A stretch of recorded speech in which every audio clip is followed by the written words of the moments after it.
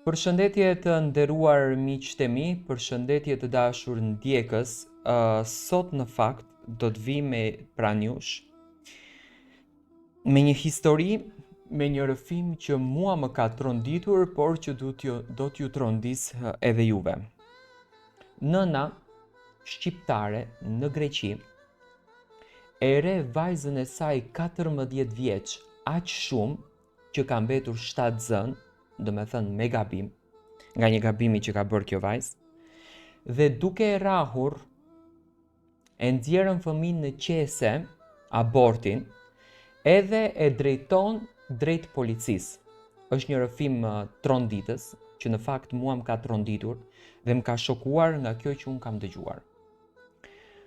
Çdo ditë bota jon dëshmon ngjarje të tmerrshme, por ka disa histori, intensiteti dhe makabriteti i të cilave te i kalojnë çdo kufi të arsyes. Kjo nuk është thjesht një ngjarje, por është një simptom e dhunës së fshehur që zihen në qelizat më të shenjta të shoqërisë, në familjen. Jemi në Menidi. Menidi është një vend që shqiptarët e Greqisë e njohin shumë mirë, në periferi të Athinës. Një vend ku dielli ndriçon mbi jetët e thjeshta të njerëzve, por ku në hije fshihen sekrete të pamenduara.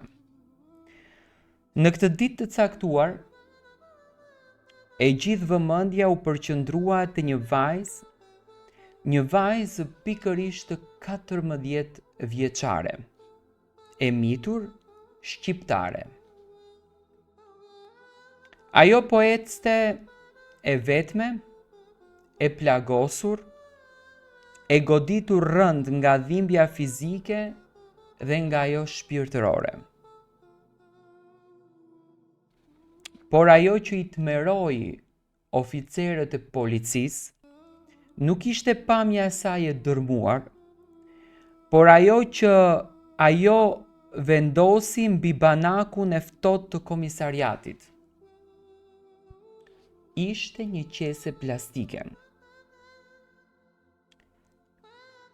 Kjo qese nuk ishte vetëm prova e krimit. Ishte monumenti tragjik i një jete të sapo krijuar që u shua me dhunë. Ishte dëshmia e tradhtisë supreme, e kryer nga njeriu që duhej ta mbronte më shumë se çdo kush tjetër në botë, nga nëna e saj.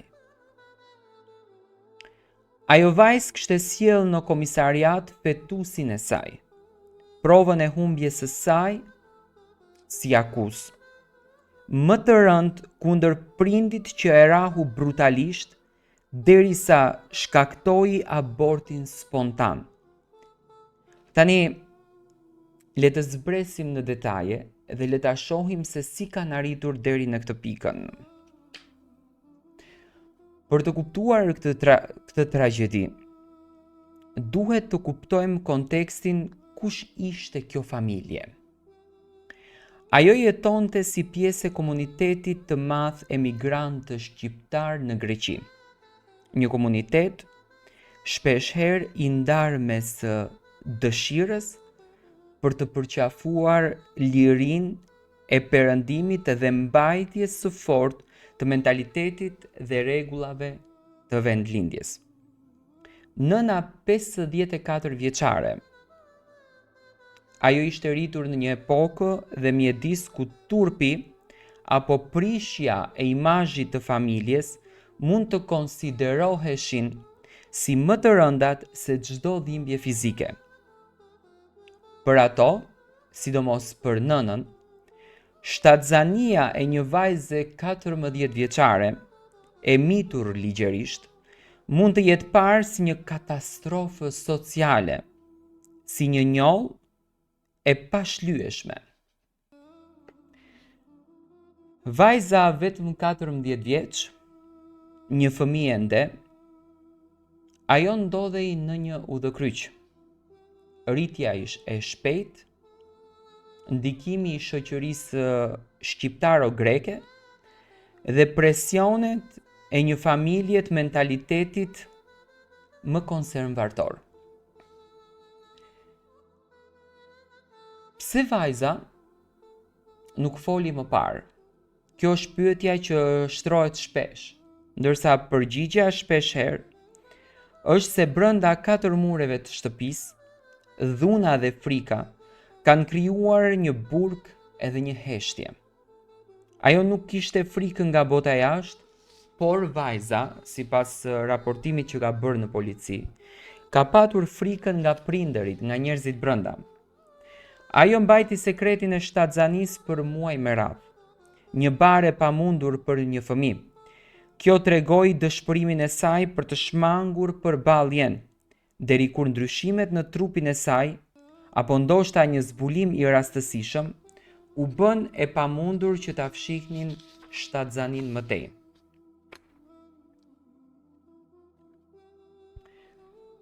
Vjen nata. Nata kur në këtë rast zbulohet e vërteta. Momenti kur nëna 54 vjeçare kuptoi që vajza e saj ishte shtatzën. Çfarë ndodhi në atë natë në kokën e saj? A ishte dëshpërim? A ishte ignorancë?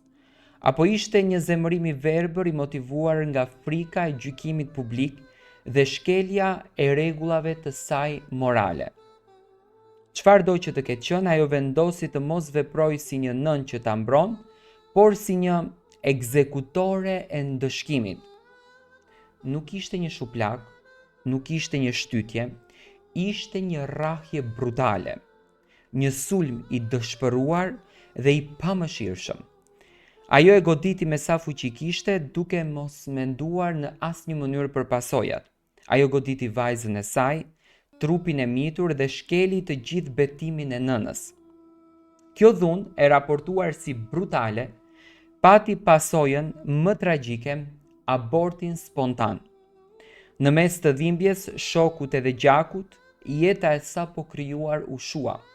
Vajza 14 vjeçare, jo vetëm që u bë viktime e dhunës, por u bë dëshmitare e humbjes së fëmijës së saj të porsa humbur, në duart e njeriut që duhet ta donte. Pas rrahjes dhe abortit, shoku dhe kaosi mbretëruan.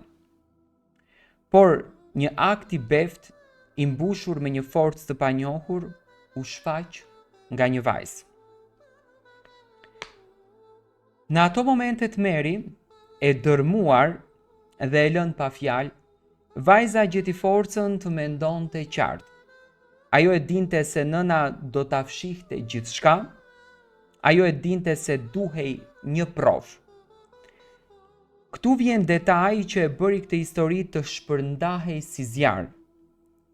Ajo e mori fetusin e saj, ajo e vendosi atë me kujdes, apo me çfarë kujdesi mund të gjente një fëmijë i traumatizuar, në një qese plastike. Imagjinoni shëtitjen e saj nga shtëpia në komisariat.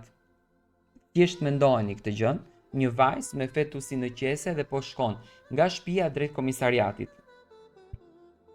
Një fëmijë vetëm 14 vjeç, duke ecur në rrugët e Menidit, duke mbajtur në dorë dëshminë e dyfisht, dhunës dhe vrasjes. Nuk ishte thjesht një provë mjekuligjore, ishte një klithmë heshtje për drejtësi. Kur vajza mbriti në polici, oficerët mbetën të paralizuar. Të shohësh një fëmijë që sjell në këtë mënyrë provën e krimit, të kryer nga prindi, është një traumë edhe për profesionistët. Nuk ju desh asnjë fjalë, qesja fliste vetë, ajo akuzonte nënën e saj 54 vjeçare. Policia veproi menjëherë, nëna shqiptare u arrestua dhe u akuzua për lëndime të rënda trupore dhe dhunë në familje, duke çuar në abort. Vajza u dërgua menjëherë në spital për kujdes mjekësor dhe pas nënmbrojtjen e posaçme të departamentit të fëmijëve, ajo shpëtoi nga dhunuesja e saj, por kujtimi i atij akti dhe humbja do ta ndjekë përgjithmonë në fatin e saj. Tani kjo nuk është një histori që duhet haruar pas një cikli lajmesh, kjo është një histori që duhet të na zgjoj. A mund ta imagjinoni vetminë e asaj vajze? Kjo është pyetja që unë kam adresuar kundër drejt jush. Ajo humbi fëmijën e saj, humbi sigurinë në shtëpi, humbi besimin te figura më e rëndësishme e jetës së saj. Kjo ngjarje tragjike duhet të shërbej si një thirrje alarmi për të gjithë komunitetin ton në Greqi, Shqipëri dhe kudo që ne jetojmë. Sa fëmijë të tjerë fshihen nga frika e turpi i familjes, sa shtëpi janë kthyer në kurth e dhune. Ne duhet të shpresojmë që sistemi i drejtësisë greke do të jetë i ashpër dhe i drejtë duke i dhënë dënimin maksimal kësaj nëne. Jo vetëm për lëndimet, por për thyerjen e besimit dhe shuarjen e dy jetëve, asaj të fetusit dhe asaj të pafajësisë së vajzës. Nëse ju e ndjeni peshën e kësaj historie, lutem, ju ndani këto video sa më shumë. Le ta bëjmë këtë histori virale, jo për famë, po për të bërë zëri i asaj vajze, për të ngritur zërin kundër çdo forme dhe dhune në familje. Familja duhet të jetë stre dhe jo burg. Çfarë masash duhet të marrë shoqëria në fakt për të mbrojtur vajzat e mitura nga dhuna e prindërve të tyre? Si mund të mbështesim vajzën 14 vjeçare në rrugtimin e saj drejt shërimit dhe çfarë ne duhet të bëjmë në fakt për të që ajo të jetë e sigurt në jetën e saj? Siguria në jetë vjen nga gjërat që ne na rrethojnë, nga jeta që ne na rrethon, dhe me patjetër ne nuk duhet që të miratojmë dhe nuk duhet në asnjë mënyrë që të mbështesim një nënë e cila sillet kaq brutalisht me fëmijën e saj.